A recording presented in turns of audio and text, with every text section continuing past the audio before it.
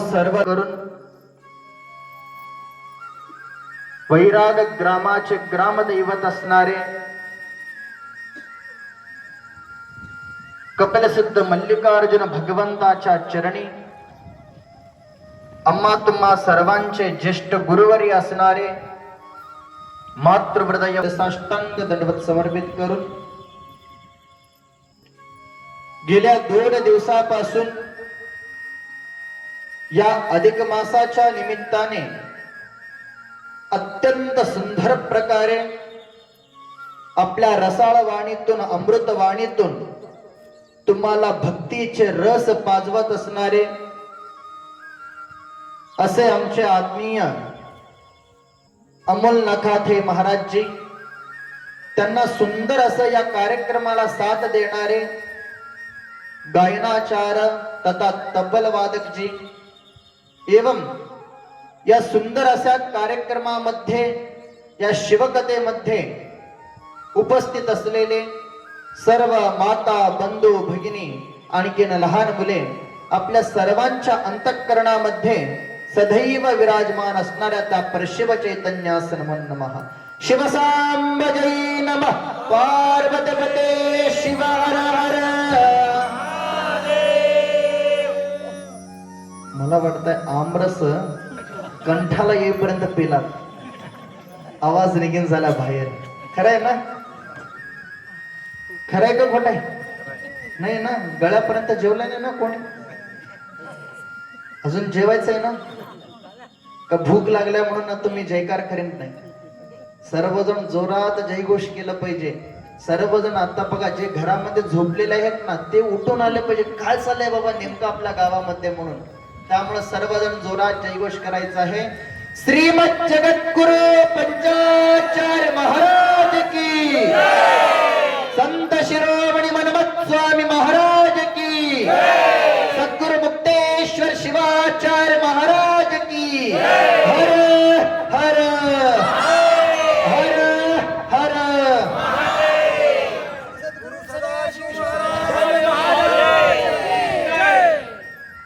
तर या ठिकाणी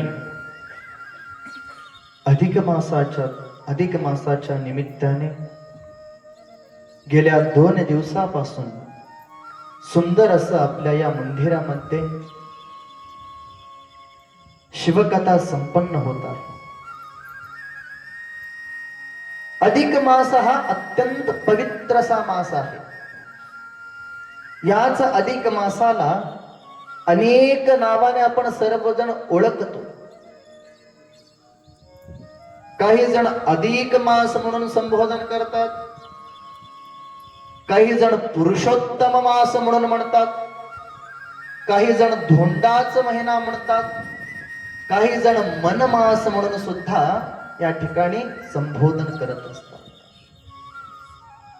तर या ठिकाणी हा जो अधिक मास आहे, पुरुषोत्तम मास आहे, एवढा विशिष्ट कशासाठी आहे? विशिष्ट कशासाठी आहे म्हणजे पहा, प्रत्येक 3 वर्षांनी या ठिकाणी अधिक मास एकदा येत असतो। प्रत्येक 3 वर्षातून एकदा येत असतो। आणखीन एवढं कशासाठी या ठिकाणी हा फलदायक आहे म्हणजे तुम्ही इतर दिवसांमध्ये केलेला पूजा, जप, तप, व्रत, वैकल्य, दान, धर्म, ते केलेलं कर्माचं फल 1 पटीने प्राप्त होत असेल, अधिक मासामध्ये केलेलं दानाचं धर्माचं फल 100 पटीने तुम्हाला प्राप्त होत असतं। म्हणून अत्यंत श्रेष्ठ मास आहे। अधिकस्य अधिक फलम म्हणून या ठिकाणी सांगत असतात। अधिकस्य अधिक फलम, जेवढं आपण या अधिक मासामध्ये पूजा, जप, तप, व्रत, वैकल्य, दान, धर्म इत्यादी आपण करत राहू, त्याचं फल अत्याधिक प्रमाणाने आपल्याला प्राप्त होत असतो। म्हणून हा मास अत्यंत पवित्र असा मास या ठिकाणी मानला गेलेला आहे। या अधिक मासामध्ये नेमकं करायचं काय हो? तर या अधिक मासामध्ये काय करायचं नेमकं? तर प्रति दिवस आपण या ठिकाणी सूर्योदयापूर्वी आपण जागे होऊन अभ्यंग स्नान करून आपल्या जवळ कुठलं मंदिर वगैरे असेल, जर आपण कुठं मंदिर वगैरे नसेल तर आपल्या घरातच, मग त्या मंदिरामध्ये अथवा त्या देवघरामध्ये शुचिरभूत होऊन जाऊन त्या ठिकाणी आपण त्या भगवंताचं नामस्मरण, भगवंताचं एखादं ग्रंथाचं पारायण, त्या भगवंताचं नावाचं जप इत्यादी आपण करायला हवं. दिननित्य आपण या महिन्यामध्ये दान सुद्धा करायला हवं. दान कोणाला, जर कोणी जंगम भेटले त्यांना करायचं, जर कोणी शिवाचार्य भेटले त्यांना, जर जगद्गुरु भेटले त्यांना, अथवा कोणीही नाही भेटले तर आपल्या या घरामध्ये अथवा घराच्या बाहेर या ठिकाणी जर मुख्य प्राणी वगैरे जात असते, गाई असेल, कुत्रा असेल, मांजर असेल, ह्या प्राणी मात्रांना काय करायला हवं, आपण त्यांना सर्व या ठिकाणी अन्न आणखीन पाणीच व्यवस्था करायला हवं. आपण अशा प्रकाराचे दान करायला हवं. मग त्यावेळेस काय होत असतो, आपल्या जीवनामध्ये सुद्धा दान केल्यानंतर भरपूर पटीने या ठिकाणी आपल्याला प्राप्त होत असतो. एवढंच नव्हे, ह्या अधिक मासामध्ये आपण अत्यंत श्रद्धे भक्तीने इष्टलिंग पूजा सुद्धा करायला हवं. इष्टलिंग पूजा तरी 12 महिने करायला हवं. 12 महिने तर केलंच पाहिजे. त्या 12 महिन्यांमध्येही विशेष असं हा जो अधिक मास येतो त्यावेळेस थोडस जास्त वेळ देऊन काय करायला हवं, हा इष्टलिंग पूजा करायला हवं. बघा इष्टलिंगाची कशी महिमा आहे. आता तुमच्याकडे आहेत का नाही आम्हाला माहिती नाही. तुमच्या मुलांकडे लॅपटॉप वगैरे आहेत का, कॅम्प्युटर आहेत का? हो असेल हो म्हणा, नसेल नाही म्हणा. अमोल महाराज नवीन आहे त्या गावाला, आम्ही नाही. आम्ही गेल्या 6 वर्षापासून येत आहोत तिथं. तुमच्या मुलांकडे लॅपटॉप कॅम्प्युटर आहेत का नाही? ज्यांच्याकडे आहेत त्यांना आता पहा, तुम्ही लॅपटॉप घेताय, कॅम्प्युटर घेताय, मग लॅपटॉप कॅम्प्युटर घेतल्यानंतर त्यामध्ये काय होत असतं, काही दिवसांनी व्हायरस यायला सुरुवात होतात. माहिती आहे ना, व्हायरस येत असतो. किंवा तुमचं फोनच पहा, तुमच्या फोन मध्ये सुद्धा काही या ठिकाणी जे फाईल असते आपल्याला नको असलेले, ते जर आपल्या ऍप मध्ये आपल्या मोबाईल मध्ये इन्स्टॉल झाले तर आपला मोबाईल काय होतो, हँग व्हायला सुरुवात होत असतो. तसं तुमच्या त्या लॅपटॉप मध्ये, तुमच्या मोबाईल मध्ये, तुमच्या कम्प्युटर मध्ये जर व्हायरस नको असेल, मग त्याला प्रोटेक्शन करण्यासाठी, त्याला प्रोटेक्ट करण्यासाठी काय करत असतो, अँटीव्हायरस आपण अपलोड करत असतो. काय करत असतो, अँटीव्हायरस म्हणून एक असतो. मग ते आपण आपल्या संगणकामध्ये, आपल्या लॅपटॉप मध्ये जर तुम्ही अपलोड केलात, इन्स्टॉल केलात, मग त्या लॅपटॉपला, कॅम्प्युटरला व्हायरस लागणार नाही, त्याला या ठिकाणी लोड घेणार नाही, हँग पडणार नाही. तसं आपल्या या देहामध्ये काम, क्रोध, मोह, लोभ असले व्हायरस जर येऊ नये, म्हणजे आपल्या गळ्यावर अँटीव्हायरस सारखा इष्टलिंग धारण करा, तुमच्या जीवनामध्ये हे व्हायरस येणार नाही.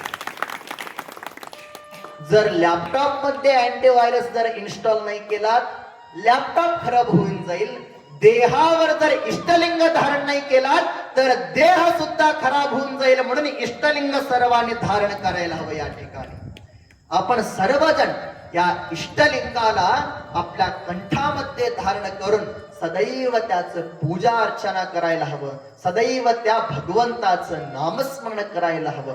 त्यामुळं असल्या या सुंदर अशा या कार्यक्रमाचं आयोजन केल्यामुळं आम्ही सुद्धा अत्यंत या ठिकाणी या वैराग गावकऱ्यांवर आम्ही अत्यंत संतुष्ट आहोत, आनंदित आहोत.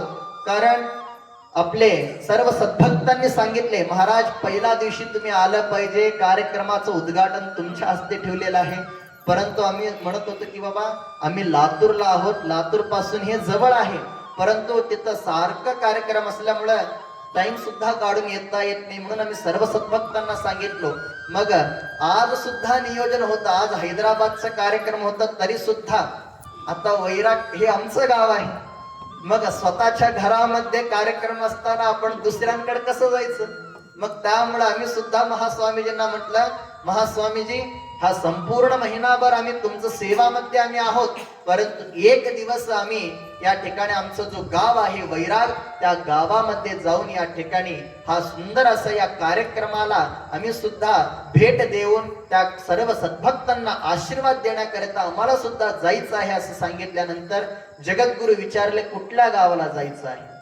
त्यांनी म्हटले वैराग. आम्ही म्हटलं मग वैराग गावाला जायचं आहे.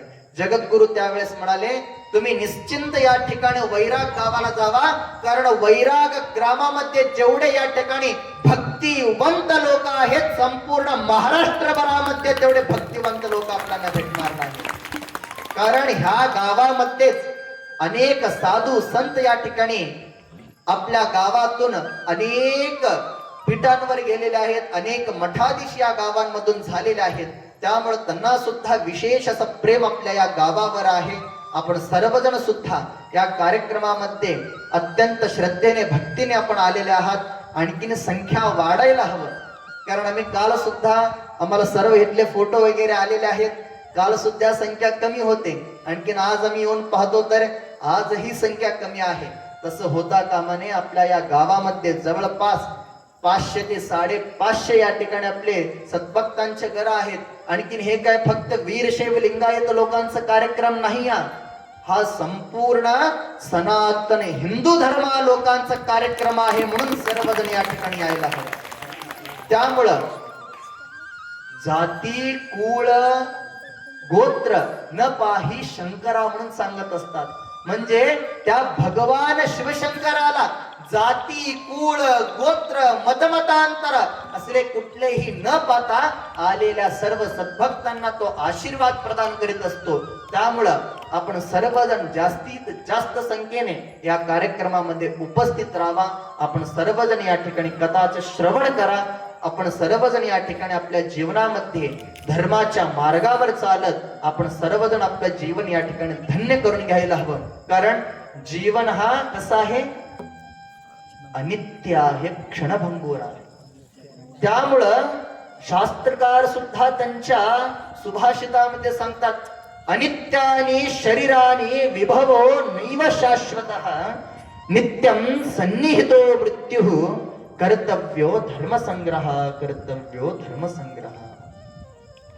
पहा, हा जो आपलं जीवन आहे हे शाश्वत आहे का गो? नाही. हा जो आपला शरीर आहे कायम स्वरूपी असंच राहणार आहे का गो? नाही. अनित्य आणि शरीरानी विभवो नैव शाश्वतः. या शरीराचं काही भरोसा नाही. या शरीर या ठिकाणी सदैव राहणार नाही. हा शरीर या मातीमध्येच पुन्हा लीन होणार आहे. मग असा या नश्वर शरीराला एवढं प्रेम करणं हे उचित आहे का? हेही नाही. पहा, हा नश्वर शरीर आहे. आणखीन हा नश्वर शरीर प्रत्येक क्षणाला प्रत्येक श्वासाला कोणाच्या जवळ जात आहे? त्या मृत्यूच्या जवळ जात आहे. नित्यम सन्निहितो मृत्यू. जीवन आपल्या जवळ आहे का नाही माहिती नाही, परंतु प्रत्येक पावलाला मात्र आपल्या या पाठीमागे यमराज आपलं पाठलाग करत आहेत. तुम्हाला पहा कसं वाटत आहे. आता इथून आपल्या वैराग गावापासून सोलापूरला जायचंय समजा. सोलापूर ते वैराग ते सोलापूर किती? एक 50 किलोमीटर आहे समजा. मग आता तुम्ही वैराग पासून सोलापूरकडे 1 किलोमीटर पुढे गेलात. मग तुम्ही सांगा सोलापूर तुम्हाला 1 किलोमीटर जवळ झालं का दूर झालं? 1 किलोमीटर जवळ जातो. कोणाच्या? सोलापूरच्या. तशाच प्रकारे जसं एक एक किलोमीटर आपण पुढे जातो तसं सोलापूर आपल्या जवळ येत जातो. जसं आपण एक श्वास घेत जातो तसं मृत्यूच्या आपण जवळ जात असतो. त्यामुळे हा नश्वर शरीर मृत्यूकडे जात असताना हा शरीराला आपण काय केलं पाहिजे? धर्माच्या मार्गावर घेऊन जाऊन या धर्माच्या मार्गावर चालत मोक्ष मिळवला पाहिजे. कर्तव्यो धर्मसंग्रह. हा शरीर तर नाशवंत आहे, क्षणभंगुर आहे, मातीमध्ये मिळून जाणार आहे. असा या नश्वर शरीराला या ठिकाणी आपण काय करायला हवं? धर्माच्या मार्गावर चालायला सांगून धर्माचा संग्रह करून घ्यायला हवं. आपण संग्रह करत आहोत कशाच? पैशाचं, संपत्तीचं, सोनं अडकाच, हे सर्व करत आहोत. परंतु हे तुम्ही सर्व सोनं, नाणं, पैसा, कार, गाडी, मुलं, बाळ, हे सर्व कसं आहे? तो विभवो नैव शाश्वत. हे कुठलेही जे वैभव आहेत हे सर्व कशा आहेत? व शाश्वत नाहीत, नश्वर आहेत. त्यामुळं आपण सर्वजण शाश्वत असणाऱ्या त्या परमात्म्याच्या चरणामध्ये लीन होण्याचं प्रयत्न करायला हवं. असं ह्या परमात्माचं अत्यंत गूढ असं रहस्य आपले अमोल महाराज नकाते हे अत्यंत सुंदर प्रकारे सांगत आहेत. आणखीन अमोल महाराज मठामध्ये सुद्धा आमच्या पट्टाभिषेक होण्याच्या पूर्वी एकदा 7 दिवसाकरिता मठामध्ये सेवा समर्पण करायला आले होते. मोठे महाराज त्यांना अत्यंत आदर प्रेमाने मठामध्ये आमंत्रण दिलेले होते. कारण अमोल महाराजांचे जे वडील आहेत नकाते महाराज, ते नकाते महाराज आपल्या मठामध्ये वारंवार येऊन सेवा समर्पण करत होते. नकाते महाराजांचं या ठिकाणी सांगण्याची शैली, भक्तांना जागृत करण्याची, भक्तांमध्ये धर्माप्रती या ठिकाणी आस्था निर्माण करण्याची, देवाप्रती त्यांची श्रद्धा भक्ती दृढ करण्याची, हे जे सर्व काही वैशिष्ट्य होते, अमोल महाराजांचं सुद्धा कथा या ठिकाणी ऐकून त्यांच्या वडिलांपेक्षाही सुंदर असं गुण त्यांच्यामध्ये आलेले आहेत म्हणून सांगायला या ठिकाणी आनंद होता. निश्चिंतच अमोल हा अमोलच नव्हे, हा अनमोल सुद्धा या ठिकाणी आहे म्हणून सांगायला आनंद होता. हा अनमोल असा हा जो रत्न आहे हा आपल्या हिंदू वीरशैव लिंगायत कुळामध्ये आहे. त्यामुळं ह्या रत्नाकडून आपल्याला जेवढं असं शोभा वाढवून घेता येईल आपल्या घराची, आपल्या गावाची, तेवढं शोभा आपण या ठिकाणी वाढवून घ्यायचं आहे. आपण सर्वजण या कथामध्ये जास्तीत जास्त संख्येने या. तुमच्या मुलाबाळांना घेऊन येत चला. तुम्ही आता एक पाय स्मशानभूमीमध्ये ठेवून आलात, खरंय का नाही हो? आता तुम्ही सर्वजण 50-60चे आहात. आज आहे उद्या नाही, परंतु तुमचे छोटे छोटे मुलं येणारे आपल्या या देशाचे, आपल्या या समाजाचे, आपल्या या राष्ट्राचे, आपल्या या धर्माचे हे संवर्धन करणारे, रक्षण करणारे हे सर्व युवक आहेत. त्यामुळं असल्या युवकांना आपण धर्माच्या मार्गावर आणायला हवं. जर आत्ताचे युवक जर या ठिकाणी सुसंस्कृत आणखीन आपल्या मनामध्ये देशाप्रती, राष्ट्राप्रती, धर्माप्रती, आपल्या समाजाप्रती जर प्रेम भाव, आदर भाव ठेवणार असतील, त्यावेळेस भारत पुन्हा एकदा सोन्याची चिडिया म्हणून संपूर्ण विश्वास गुरु होण्यापासून कोणीही थांबू शकत नाही. त्यामुळं आपल्या मुलांना तुम्ही सर्वजण घेऊन येत चला. कारण आता सर्वांना सुट्टी आहे, अभ्यासाचं सुद्धा काही टेन्शन नाही, सर्व मुलं निवांत आहेत. त्यांना या ठिकाणी चांगल्याच ठिकाणी घेऊन येत चला. कारण लक्षात घ्या मायबाप, जे ताट स्वच्छ असतंय ना, त्याच ताटामध्ये अन्न वाढला जातो. लक्षात घ्या. घरामध्ये तुमचे ताट आहेत, जर त्या ताटामध्ये खूप धूळ माती वगैरे बसले असेल, त्या ताटामध्ये तुम्ही जेवण वाढून घेताय का? वो घेताय का? मग तुम्ही काय करताय? ताट वगैरे धुवून घेताय. तसं तो भगवंत सुद्धा, तो परमात्मा सुद्धा, तो महादेव सुद्धा, ज्याचं या ठिकाणी आत्मा शुद्ध झालेला आहे, धर्माने या ठिकाणी धुवून आलेला आहे, त्याच आत्माला त्याच्या चरणामध्ये स्थान देणार आहे. म्हणून तुमच्या मुलाला धर्माच्या अमृताने या ठिकाणी स्नान घाला म्हणून आम्ही सांगण्याच्या ठिकाणी प्रयत्न करत आहोत. आपण सर्वजण तुमच्या मुलांना या ठिकाणी अज्ञानापासून, मोहापासून, या जे काही सर्व दुर्गुण आहेत त्या दुर्गुणाला आपल्याला साफ करायचं असेल, स्वच्छ करायचं असेल, तर त्यावर धर्मरूपी गंगा त्या मुलांच्या मस्तकावर व्हायला हवं.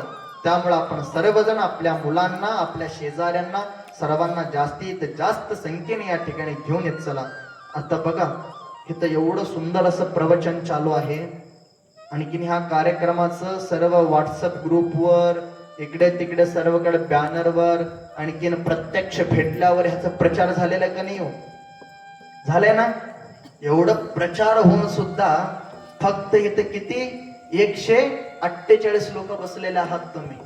मग विचार करा. आणखीन मी येताना एक ठिकाणी एक JCB खड्डा मारत होते, तिथं 1,500 लोक उभारले होते.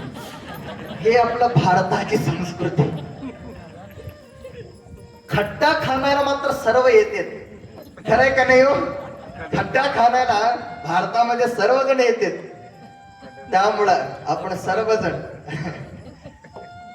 सर्वजण त्या खड्ड्यात पडण्यापेक्षा त्या भगवंताच्या चरणावर पडा. तुमचं जीवन या ठिकाणी उद्धार होऊन जाईल म्हणून सांगायला हवे. त्यामुळं आपण सर्वजण उद्यापासून येत असताना महिलांनी, पुरुषांनी संध्याकाळी 6:15 6:30 झालं तर प्रत्येकाच्या घरी जाऊन दार वाजवून म्हणायचं, ए माय, मंदिरामध्ये शिवकथा चालू आहे. अमोल महाराज त्या ठिकाणी सुंदर असं कथा सांगत आहेत. चला आपण सर्वजण त्या कथामध्ये जाऊ, आणखीन त्या भक्ती रसाचं पान करू म्हणून तुम्ही सर्वजण प्रत्येकाला सांगून या मंदिरामध्ये घेऊन यायचं आहे. उद्याच जर आम्हाला फोटो आले ना, त्यावेळेस सर्व मंदिर आम्हाला भरलेलं दिसायला हवं. त्यामुळे आपण सर्वजण जास्तीत जास्त संख्येने, जर मंदिर उद्या भरलेलं दिसलं तर आम्ही पुन्हा उद्या सुद्धा यायला तयार आहोत, नाहीतर नाही. आता तुमचं इच्छा, महाराजांना पुन्हा बोलवायचं असेल उद्यापासून मंदिर भरलेलं पाहिजे, नाहीतर मग नाही. बघा, त्यामुळं आपण सर्वजण जास्तीत जास्त संख्येने या. फुकटमध्ये ऐकायचं आहे, पैसे देऊन काय नाही. त्यामुळं सर्वजण या कथाचं श्रवण करा. एवढेच नव्हे तर येत्या 10 जून 2026 ला